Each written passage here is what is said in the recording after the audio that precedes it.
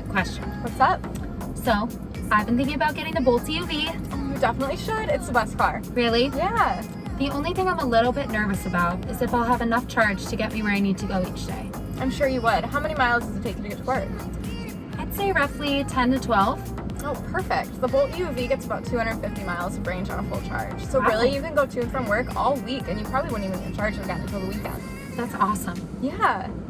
But what about a charging station? Can I have one in my home? Will it cost me extra? Well, GM is covering all the expenses of installation right now, so you're covered. That's awesome. Last question.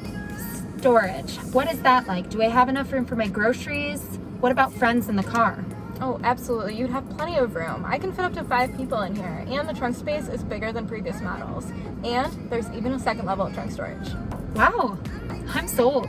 I'm definitely gonna get the Bolt EUV.